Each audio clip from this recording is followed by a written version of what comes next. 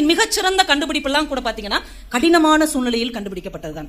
கிபி 1770 இங்கிலாந்துல ஒரு கலவரம் வந்தது. நிறைய இளைஞர்கள் அந்த கலவரத்துல மாட்டி சிறைக்கு போறாங்க. அப்படி ஜெயிலுக்கு போன ஒருத்தருக்கு பேரு வில்லியம் ஆடிஸ் அப்படின்னு பேர். அவர் சிறைச்சாலையில இருக்கிறார். அங்க அப்பெல்லாம் எப்ப 17ஆம் நூற்றாண்டுல பல்லு விளக்குறதுக்கு உப்பு கரியும் ஒரு துணியும் தருவாங்களாம். அப்பெல்லாம் பிரஷ் எல்லாம் கிடையாது இல்லையா, இவர் அதை வச்சுதான் எல்லாரும் பல் தேய்ப்பாங்க போல. ஒரு நாள் ஒரு அசைவ சாப்பாடு அங்க போட்டுருக்காங்க சிறையில. அந்த எலும்பை இவர் எடுத்து கடிச்சுக்கிட்டே இருந்திருக்காரு பொழுது போகாம.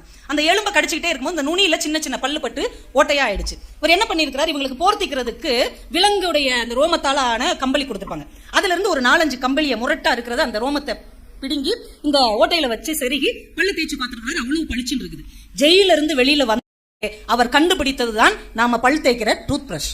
விஸ்டம் டூத் பிரஷ்ங்கிறதா உலகத்தின் முதலில் கண்டுபிடிக்கப்பட்ட அந்த பிரஷ் கம்பெனி. இன்னைக்கு வரைக்கும் அது ரொம்ப வெற்றிகரமாக ஓடிக்கொண்டிருக்கிறது. ஒரு கடினமான சூழ்நிலையில் ஒரு மனிதன் அந்த சூழலை கையாள பழகி கொண்டான் என்றால் வாழ்க்கையில் வெற்றி பெற முடியும் என்று நிறைய பேருடைய